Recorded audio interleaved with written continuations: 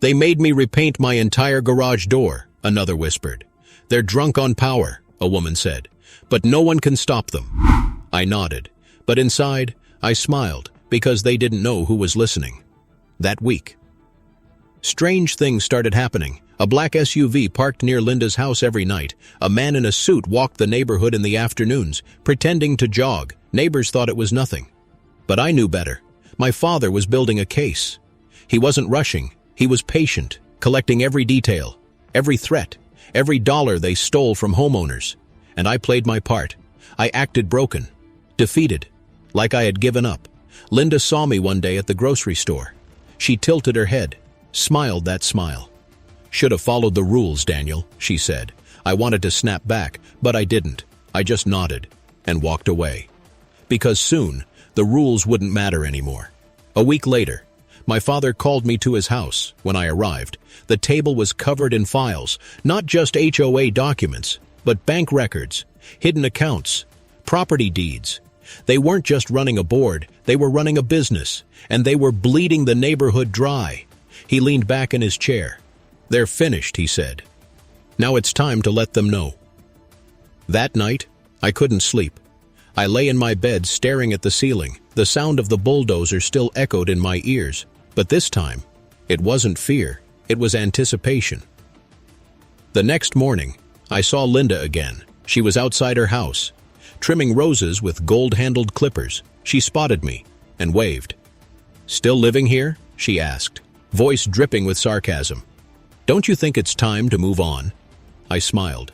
For the first time since the demolition, I actually smiled. "Don't worry, Linda," I said softly. "Change is coming." She frowned, but brushed it off. She thought she had already won, but the truth was, the game had only just started. 2 days later, the federal cars rolled in, not HOA SUVs, not local police, but real unmarked sedans with tinted windows. Men and women in suits stepped out. And this time, they weren't here for me. They knocked on Linda's door first. The whole neighborhood froze. Curtains twitched. Whispers spread like fire. Linda opened the door, her face pale. She tried to smile, but the agents walked right past her into the house. Minutes later, she was escorted out. No pearls this time, just shaking hands and a face drained of color. And she wasn't the only one. 2 other board members were taken the same day. Their files seized, their bank accounts frozen. The neighborhood buzzed with shock. People stepped out of their houses, whispering, "Is this really happening? Are they going to jail?" I stood by the lake, hands in my pockets, watching the scene unfold. The cabin was still rubble, but the weight in my chest had lifted. The empire of the HOA was cracking, piece by piece. That night, my father sat across from me again. He said quietly, "You see, patience always wins." I nodded, but deep inside, something burned hotter, because while the board was falling, I still felt the loss of my cabin. Every board, every nail, every memory was gone, and I wondered, would justice ever feel enough without revenge? The neighborhood was never the same after that day. The sight of federal cars lined up on the quiet suburban street, it shook everyone. People whispered for weeks. Some celebrated quietly. Some grew nervous. Some even pretended not to know what had happened. But everyone saw it. Everyone saw the HOA president led out of her house, her pearls gone, her hands trembling, her voice lost in the chaos of flashing lights. For me, it should have been victory. It should have felt like justice. But standing by the lake, looking at the rubble of my cabin, all I felt was emptiness. The FBI had done their job. My father had done his. The files, the accounts, the lies, all exposed. The board members faced charges for fraud, for abuse of power, for embezzling money from the very people they claimed to protect. Neighbors approached me in hushed voices. "You were right all along," one man said. "They had this coming," another whispered. A woman even thanked me, tears in her eyes, for standing up to them. But I didn't feel like a hero. I felt like a man with nothing left, because the truth is, even when you win, you still lose something. And in my case, it was the cabin, the one place that felt like home. Gone. torn apart piece by piece under the roar of machines. At night I walked down to the shore, the moonlight shimmered on the water, and I thought about my grandfather. How he built the cabin with his own hands, how every board had a story, every nail carried a memory. I thought about the summers I spent fishing with my father, the winters when snow piled high on the roof, the nights when the fire crackled inside while the wind howled outside, and I wondered, how could justice ever replace that? But while I mourned quietly, Linda was not done. She was out on bail, and even without her title, she still held influence. Whispers spread that she was meeting with lawyers, that she was calling in favors, that she was blaming me for everything. And one evening, I saw her. She was standing at the edge of the rubble, staring at what used to be my cabin, her face pale, her eyes narrow. When she noticed me watching, she smiled, not the confident smile she wore before, but a strange twisted smile, the kind that hides desperation. "You think this is over?" she said. Her voice cracked, but her words carried poison. "You've ruined everything, but I will not go down alone." Then she walked away, her heels crunching on broken wood and gravel. And in that moment, I knew the fight wasn't finished. My father warned me. "Cornered animals are dangerous," he said, "and Linda is cornered." I didn't want to believe she still had power, but she did. She started feeding stories to neighbors, telling them I was the reason their HOA collapsed, that I betrayed them, that I called in the feds just to save myself, and some listened because fear is louder than truth. One night, I found a note on my door, not from the HOA, but from someone else in the neighborhood. It said simply, "Leave before it's too late." For the first time, I realized I wasn't fighting just a board. I was fighting a culture, a whole community built on rules, on control, on the illusion of order. And the irony was, without the HOA, people were lost. Who would tell them what color to paint their mailboxes? Who would measure their lawns? Who would fine them for leaving Christmas lights up too long? Chaos spread in small ways. Trash bins left out too long. Dogs barking late into the night, lawns growing taller than ever before. Some called it freedom, others called it disaster. And in the middle of it, I stood as the man who pulled the trigger. One evening I sat with my father on his porch.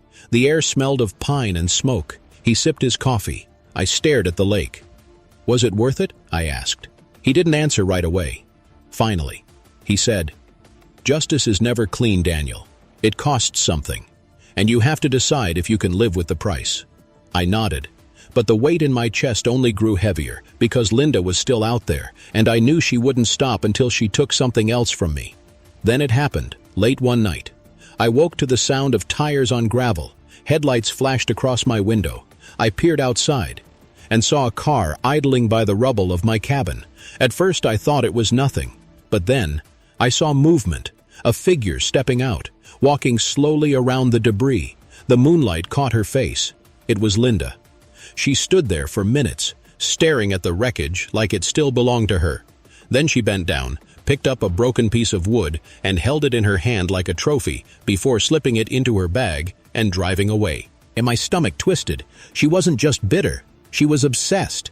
The next day, I told my father. He didn't flinch. "She's making mistakes," he said. "Keep watching. Her downfall isn't complete yet." And then she did the thing that made the whole story ugly and small at the same time. She planted a rumor, the kind that is a seed and then grows into a forest of lies. She said that the files had been forged, that the contractor was lying for money, that we were trying to steal the town away from itself. It was petty and dangerous, and it pushed a few scared souls back into her hands. I watched all of this and felt my hands go cold and hot at the same time. I wanted to scream and show the proof myself in the town square, unroll the files like flags, and shout the truth like thunder. But my father stopped me with a look. "You must not be the one they remember as the angry man," he said softly. "They remember your house either way. Don't let them remember you as something worse." So we made a choice, a clean reveal that would leave my hands clean and cut through her lies like a blade.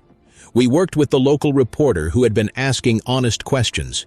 A woman who smelled of coffee and late nights. We gave her the files and a list of witnesses. The contractor who fessed up, the bank manager who signed the transfer slips, men who had been paid in cash and were finally tired of living with it on their chest. The reporter did not sensationalize. She did not shout for clicks. She told the story quiet and true. Pieces of paper and receipts and voices recorded and names that connected like a map. The town read it in the morning, like a bad letter they could no longer ignore. Linda's face was in the paper the next day. Her smile gone and the shuttered look of a woman who woke and did not know how to act for herself. Her lawyers called for hearings. She made statements that bent like wire and broke in the light. The town decided to hold a vote on whether to reform the HOA under new strict rules and an oversight committee. The vote passed by a thin margin. People who had once trusted her were ready to try something new. The shock of truth did what I needed for the moment. It cleared space for the neighborhood to breathe.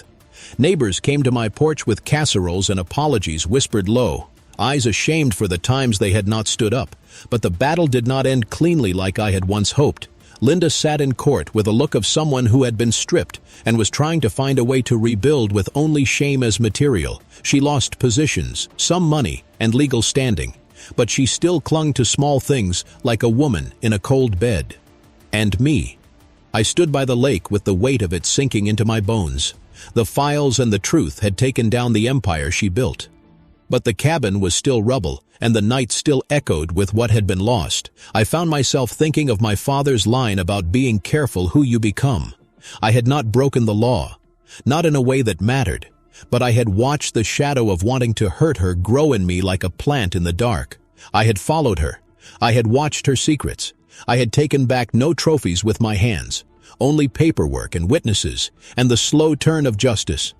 And at the edge of the lake that night, I realized something else. Winning on paper does not always fix the small torn things inside your chest. Sometimes the law can clear the street, but not the space in your heart where the fire burned. So I asked myself again what I wanted most, to see her fall into nothing, or to rebuild something that would not let another woman like her grow a field of thorns here again. The choice felt heavy and close, like a breath before a storm. Now tell me, if you had the proof to bring down someone who destroyed your life, would you use it to make them pay in public and legal ways? Or would you use it to make a quiet life that never lets her rise again? Which would you pick and why? People who did not know the files would clap and nod. People who had seen the truth looked away, as if they could not stand the same air with her anymore. My father sent me home with a simple plan. Keep quiet and let them fold themselves. He said patience again, like a prayer. But patience felt like watching a fire eat your house while you held a glass of water. So I made my own plan too. Quiet like a shadow. Small like a match. Not to light the whole town up at once. Not to become the monster Linda wanted me to be, but to make a sound they could not ignore. I started with small things that made people listen. Not with fire, but with truth that felt like a punch. I placed copies of the files in mailboxes of people who had been quiet for too long. I left them on doormats with a single note inside the folder. Read this before you judge. No names, no speeches, just paper and the cold proof of their money trail. They opened them like waking men who had slept through their own life. Eyes widened, hands shook. Some slammed doors and cursed. Others sat on steps and read until the sun left the sky and the porch light turned on. Rumors turned into questions. Questions turned into meetings without Linda in the room. People who once feared her now asked for answers. And Linda, she watched the crowd thin around her like a tide going out. Her allies slipped their hands away one by one.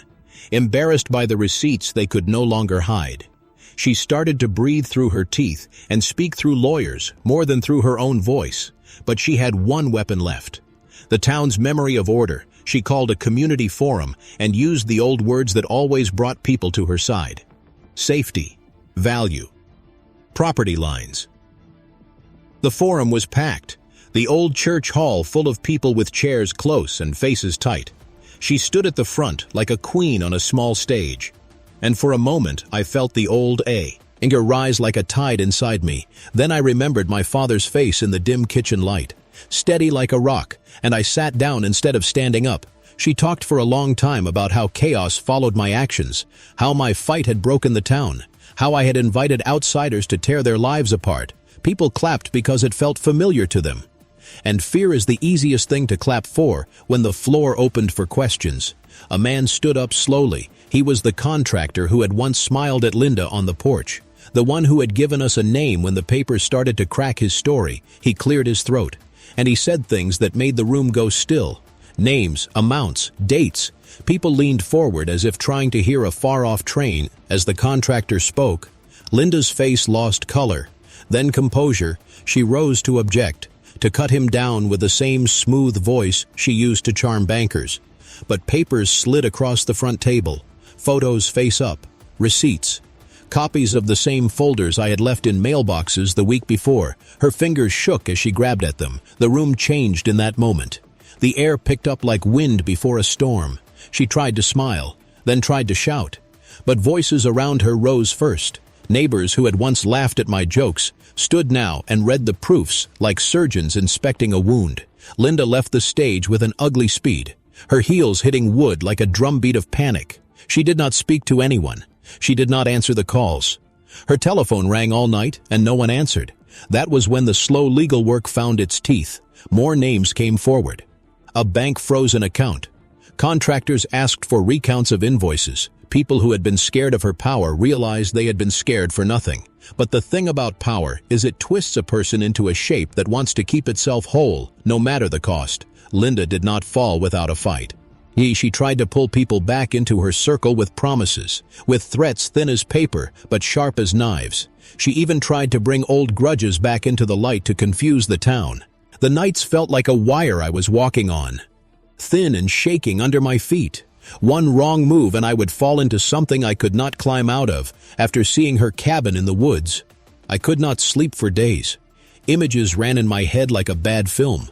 Her smile, the way she cradled that broken board like a prize, the red paint on my foundation, the word traitor carved into my truck. It all pushed me toward one place, toward one choice. My father watched me closely, his face like stone. He read me like a book he knew by heart. "Don't go alone," he said one morning, not like an order, but like a warning. Not every battle has to be fought on our terms. I nodded, but I had already made up my mind. I would not sit and watch while she stalked me and smiled. I would not be the man who let his life be taken piece by piece, so I planned, quietly, like a thief in the night, not to burn her down, not to beat her until she broke, but to confront her. To show her that her power was only paper and lies, to take back something small, something that mattered to me more than any legal victory. I followed her for days, watching her patterns, the way she moved in the morning, the way she left her house late at night. She met people I did not know, handed envelopes at diners, whispered on benches. She tried to be careful, but people who live by control always leave a trail of habits behind them. One evening, I watched her enter a storage unit near town. It was late and the lot was empty, the neon sign buzzing overhead. She fumbled with a key, then opened the roll door and stepped inside. I stayed in my truck with the lights off, engine tickling quietly. Her shadow moved behind the glass. She carried boxes in and out, stacking them neat and precise. I had to know what she kept there, if she had taken something from me. Maybe it was there, if she had proof, if she had more tricks. Maybe the storage had. The answer, I waited until she left the lot. Then I walked to the unit like a man on a mission, heart beating loud in my ears. The roll door was half shut, a strip of light laying like a blade on the cement floor. I slid it up the rest of the way and peered inside. Boxes, yes, but also furniture, an old painting, a trunk with brass corners. Then I saw it, a small wooden box, the kind you keep trinkets in. My hand shook as I pulled it forward. The lid creaked, and inside were pictures. Photos of my cabin, up close, notes with dates, and a small strip of fabric with my father's old fishing knot stitched into it. My breath left me like air from a punctured tire. She had taken pieces of my life, kept them like trophies, not just a piece of wood, but pieces of memory she could use to hurt me over and over. I lifted the box and felt sick and strong at the same time. This was the proof I needed, that she had been hunting me from the start, that this was not a whim, not a mistake, but a plan to ruin me. I thought of burning the box then and there, turning her trophies into ash and walking away. But my father's voice rose in my head.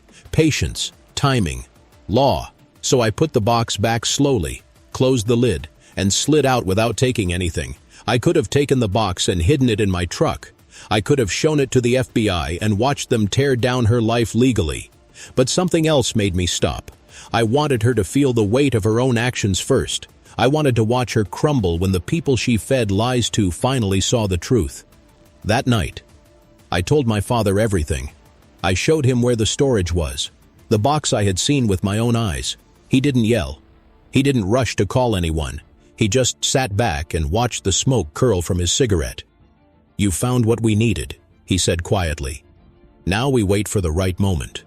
But the right moment moved like a shadow, always just out of reach. Linda's court dates dragged on. Her lawyers found holes and creases to pull at. The community split further. Some still followed her like she was a wounded queen. Revenge feels sharp in the moment, but dull in the morning. Are you ready to live with that dullness forever?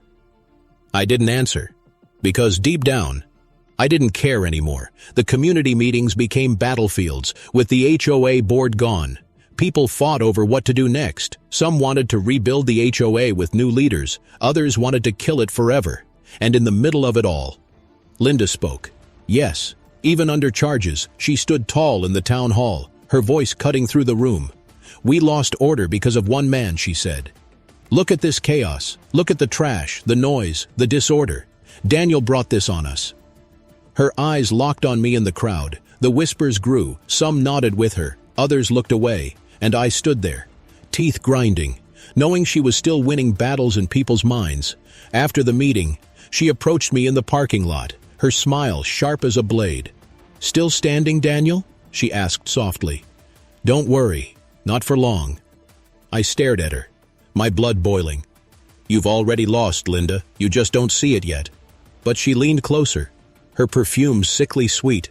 "Oh, I see everything. And I always win in the end."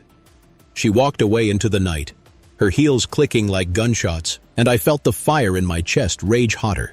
That night, I started planning, not like my father with files and patience, but my own way. I walked the ruins of my cabin with a flashlight. The air smelled of damp wood and ashes. I crouched down, picked up a broken board, and clenched it in my hands. I thought about how easy it would be to make her feel what I felt, to take something from her the way she took everything from me, to erase her smile the way she erased my cabin. The thought didn't scare me. It fueled me. The days blurred after that. Linda's games didn't stop. More notes, more whispers, neighbors turning colder. One afternoon, I found my truck keyed from front to back. The word liar carved deep into the paint. My stomach twisted, but my anger only grew stronger. I went to my father again. "I can't take it anymore," I said. "She won't stop until she destroys me. I have to strike back." He shook his head slowly. "She's already destroying herself. Every move she makes digs her hole deeper." But I slammed my fist on the table. "I don't want to wait for her to fall into the hole, Dad. I want to push her into it myself." His eyes narrowed, his voice low and sharp. "Then you'll become what you hate." I looked away, because maybe he was right, but maybe he was wrong. One night, I followed her again. She drove out of the neighborhood, into the woods outside town. I kept my lights low, my engine soft. She pulled into a cabin I had never seen before. It wasn't big, but it was neat. Perfect hedges, freshly painted walls, spotless windows. I realized then, this was her hideaway, her secret place, the place she thought no one knew about. I sat in the dark, staring at the cabin glowing under the moonlight, and the thought hit me hard. I could end it all right here. I could do to her what she did to me. The idea sat heavy in my chest, but I didn't move. Not that night.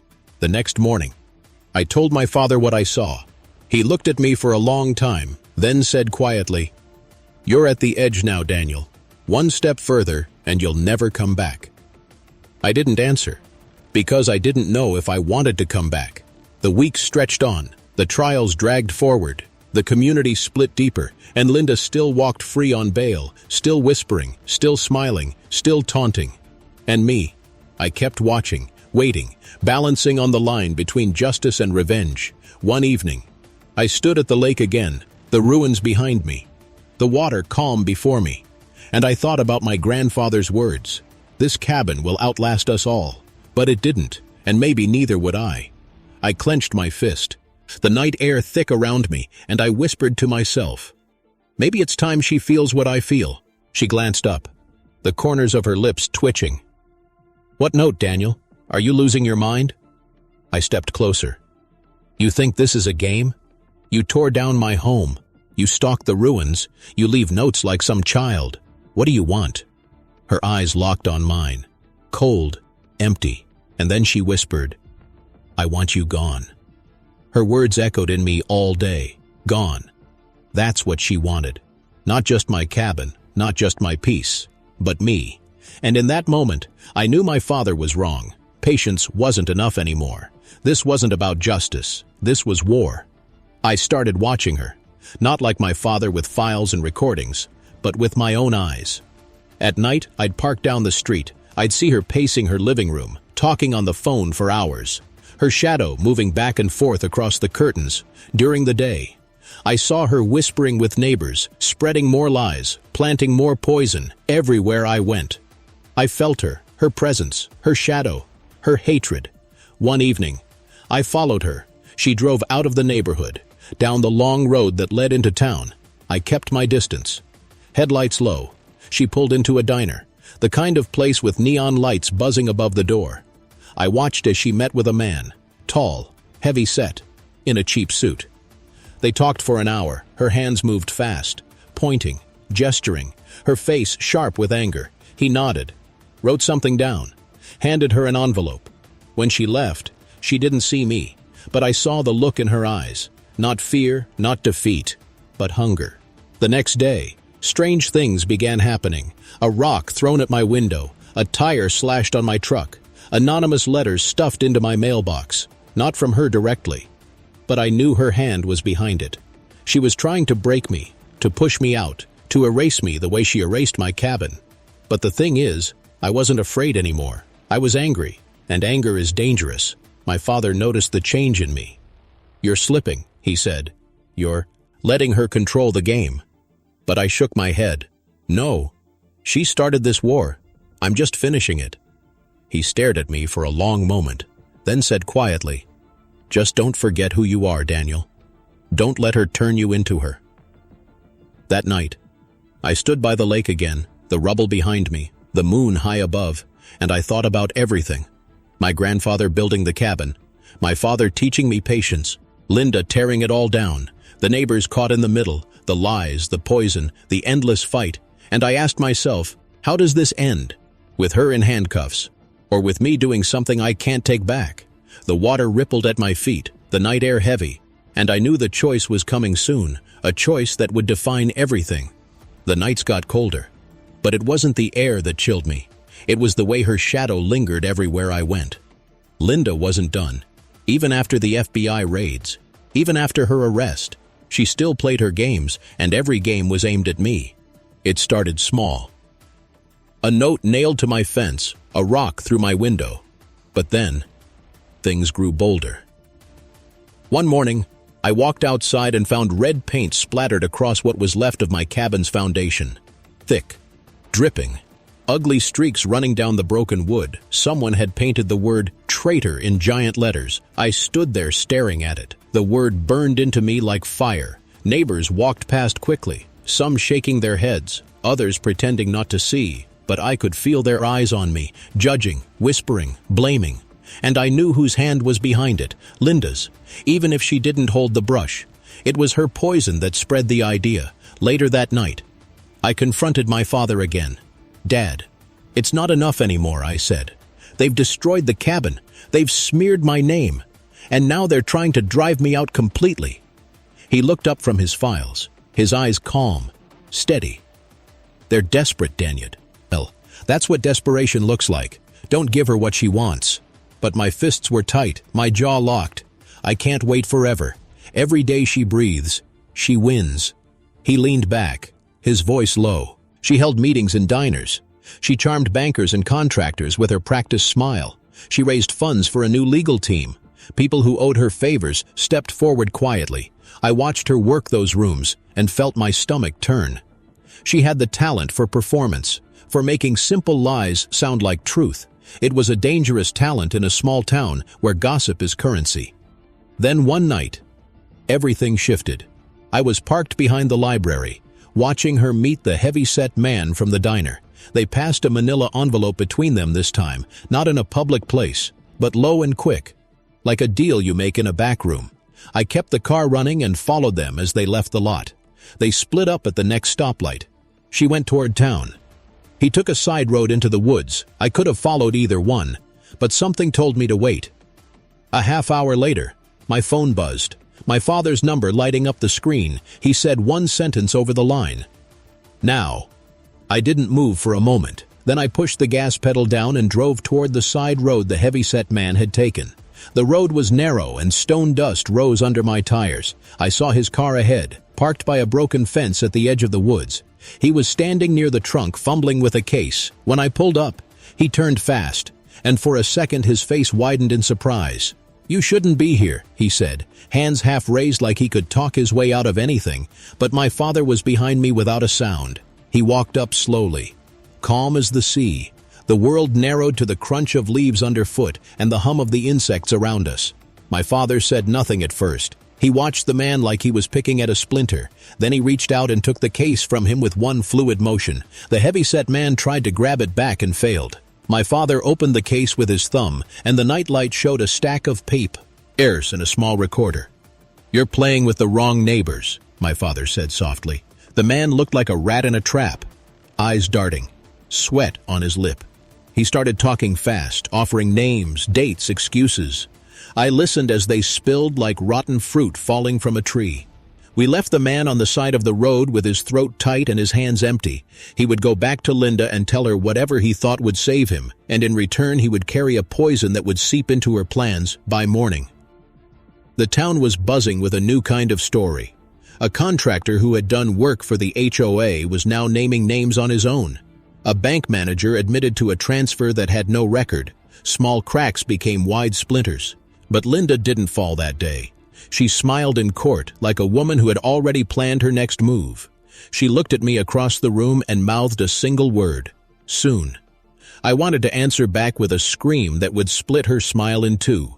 But I kept quiet and let the law work its slow teeth into her empire.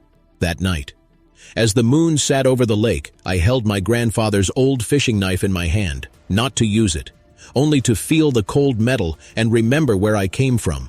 I thought of the man in the woods, the papers we had taken, the way the town would turn when the truth finally landed, and I wondered, would I be the man who kept his hands clean by letting the law finish it, or would I be the man who crossed the line and never came back? The town was a slow drumbeat of whispers. Every step I took felt like walking on someone else's secret. The papers we took from the heavy-set man were already doing work for us. Small truths bled into the open, accounts traced. Names that once hid behind signatures now stood naked in plain light. But Linda was still there, smiling in a courtroom like a woman who believes she can sell any story she wants. I watched. It her on TV that week. A local channel with a grainy feel, her hair perfect, her voice smooth as oil. She spoke about community, about dedication, about sacrifice. The bulldozers came at sunrise, engines growling, glass shaking, and my cabin, my family's cabin, crumbled into dust. The HOA president stood on the road, sipping her coffee, smiling like she owned me.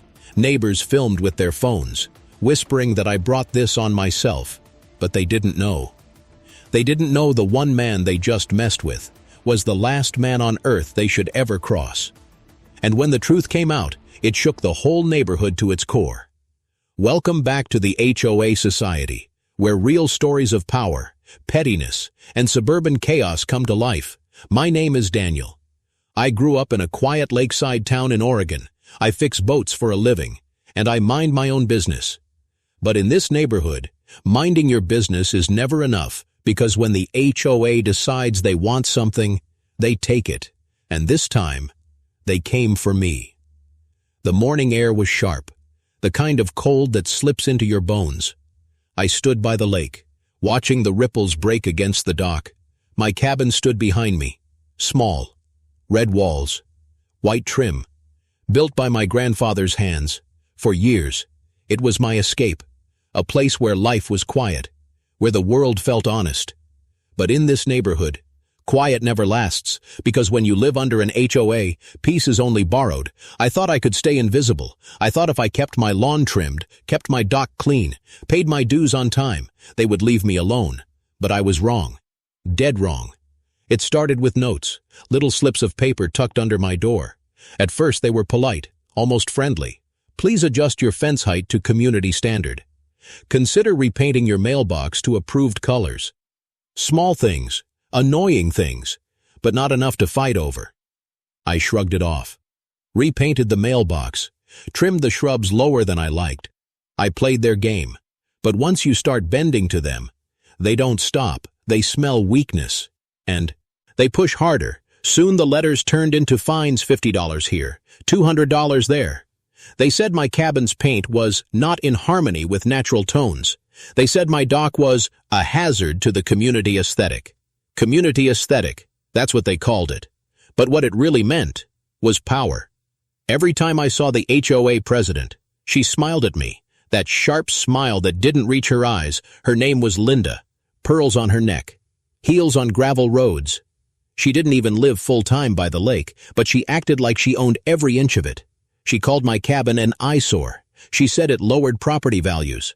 I told her it was my grandfather's cabin, that it was older than her entire HOA board. She just sipped her coffee and said, "Rules are rules, Daniel."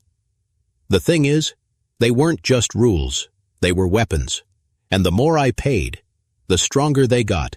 Neighbors stopped talking to me. Some were scared of the HOA. Some thought I was reckless for fighting. But a few whispered when no one was around, "You're not the first. They've taken cabins before." At night, I lay awake listening to the water lap against the shore, and I wondered, how far would they go this time? A fine is one thing, but to threaten a man's home, that's crossing a line. Then came the letter, a thick envelope stamped with their seal. Inside, a notice of demolition. They said my cabin violated structural codes, that it was unsafe for the community, that unless I paid thousands in compliance fees, they would remove it themselves. I laughed when I read it. I actually laughed out loud. How could a group of suburban busybodies tear down something my family built with their bare hands? But the laughter didn't last, because a week later, I heard engines on the dirt road. I looked out the window. 5 black SUVs lined up like soldiers, and behind them, a yellow bulldozer. My stomach dropped. Linda was there, pearls shining in the sun. Holding a clipboard like it was a weapon, she looked right at me, and for the first time, I realized she wasn't bluffing. But I couldn't shake the image. Her standing in the moonlight, clutching a piece of my cabin like it was hers. It felt personal now, not just corruption, not just fraud, but something darker. The community grew more divided. Some wanted to rebuild the HOA under new leadership. Some wanted to abolish it forever. Arguments broke out at the town hall. Voices rose. Accusations flew. Lines were drawn. And in the middle of it all, Linda still whispered in ears, still spread poison. Her claws may have been clipped, but she was still dangerous. One evening I stood at the shore again, the lake calm, the air heavy. I thought about revenge, real revenge, not just letting the FBI handle it, not just watching her squirm in court, but something deeper, something personal. I thought about my grandfather's words. "This cabin will outlast us all," he used to say. But it hadn't. It was gone, and the one responsible was still walking free. The thought burned in my chest. Would justice ever be enough without payback? The nights grew heavier after that. I couldn't sleep without hearing the bulldozer in my head, the sound of wood cracking, glass shattering, my life crumbling into rubble. But worse than the memories was the sight of her, Linda, creeping around the ruins of my cabin like a thief in the dark, taking a piece of it with her, carrying it away as if it belonged to her. That image burned in me, and I couldn't shake the thought. She wasn't finished with me yet. The community was in shambles, without the HOA. People didn't know how to act. Some celebrated the freedom. Some feared it. Lawns grew wild. Trash piled high. Neighbors argued about parking spots and property lines. It was like ripping the leash off a pack of dogs. And in the middle of the mess, Linda still whispered. Her words spread like poison. "Daniel destroyed our order. Daniel ruined the neighborhood. Daniel brought the feds. I could feel the shift. He looks in the grocery store, the whispers behind my back. I was no longer just the victim. To some, I was the traitor. One afternoon, I walked to the lake. The sun was sharp on the water. Children played on the shore, but the laughter felt distant. An old neighbor approached me. He leaned in close. "You've stirred the wrong hornet's nest," he said. "She'll drag you down before she goes." Then he walked away without another word. That night, I sat with my father again. The table was covered in papers, files, recordings, evidence stacked higher than I could imagine. I slammed my fist on the table. "When is enough, Dad? When do we stop waiting?" He didn't flinch. "Patience, Daniel," he said calmly. "Justice isn't a sprint. It's a slow choke. And she's choking herself." But I shook my head. I don't want her to choke slowly. I want her to feel it. I want her to know what it's like to lose everything. For the first time, his eyes hardened on me. "Be careful, son," he said quietly. "Justice and revenge look the same in the dark, but they don't feel the same when the sun rises." Days turned into weeks. The trials moved forward. The board members faced hearing after hearing, but Linda found ways to delay. Stall. Twist the truth. She hired new lawyers. She painted herself as a victim. She said she was targeted unfairly, that she was protecting the community. Some neighbors actually believed her. Others just wanted to believe her, because it was easier than facing the truth. And me, I felt my patience fading. Then came the night that broke me. I was walking past the rubble, and I saw something nailed into a piece of wood still sticking out of the ground. A note. It read, "This land is wasted now, just like you." My hands trembled. My jaw clenched. I looked around, but the street was empty, only the sound of crickets and water against the dock. But I knew who left it. I knew her handwriting, sharp and cruel, L like her smile. The next morning, I confronted her. She was standing in her yard, trimming roses, always with those perfect roses, always pretending nothing touched her. "You left the note," I said. The engines kept running, the air thick with smoke. Neighbors gathered at the edge of the road, whispering, filming. Some looked excited, some looked scared, but none of them stopped it. I opened the door. I shouted at them, "This is my land. You can't do this." But Linda only tilted her head and said, "You had your chance, Daniel." The bulldozer crept closer. The cabin shook as its blade hit the first beam. Wood cracked. Glass shattered. Every memory splintered into dust before my eyes. I wanted to scream, to throw myself in front of it, but my father's voice echoed in my head. "Wait. Don't rush. Timing is everything." So I waited. I watched. And I held back the truth they didn't know. The truth about my dad. Because my dad wasn't just a fisherman or a retired old man in town. He was FBI, and not the kind of FBI that fades after retirement. He still had friends, he still had reach, and he had been watching them from the start. Linda thought she was the queen of the lake. The board thought they were untouchable. But what happens when petty power meets real law? What happens when the hunters become the hunted, as the bulldozer tore through the last wall? I felt something shift inside me. Fear turned into fire, and in that moment I knew. This wasn't the end of my cabin story. This was the beginning of theirs. The dust was still floating in the air, tiny particles of wood and paint, glowing in the sunlight like ashes after a fire. My cabin was gone, reduced to a pile of rubble by the lake. I stood there silent, fists clenched, teeth grinding. Neighbors had already started leaving, their curiosity satisfied. Some shook their heads, some smiled, but Linda stayed, standing tall with that clipboard in her hands, her pearls catching the sun, her lips curved in that cold smile. "Compliance complete," she said, like it was nothing. Like she hadn't just destroyed my life. She turned on her heel, heels crunts, hung on the gravel, and walked away. Her SUV door slammed, the engines roared, and the convoy drove off. I stood alone with the rubble, and I thought about my father. When I was a boy, he taught me how to track, not animals, not fish, but people. "Everyone leaves a trail," he said. Every lie, every secret, every abuse of power, it all leaves tracks. He wasn't just FBI. He was the kind of agent they sent when things got ugly, the kind of man who could stare down criminals, politicians, even foreign spies, and make them break without raising his voice. Most people in town thought he was just an old man with a fishing boat, but what they didn't know was that his boat had more surveillance equipment than a police station. And while the HOA thought they were clever, he had been watching them for months. That night I drove to his house. It was small, quiet, tucked behind tall pines on the edge of town. The lights were low, but he was awake, sitting at the table, sipping black coffee, files spread out in front of him. I stepped inside. He didn't look up. He just said, "They finally did it, huh?" I dropped into the chair across from him. "They tore it down, Dad. All of it." My voice cracked, rage mixing with helplessness. He slid a folder toward me.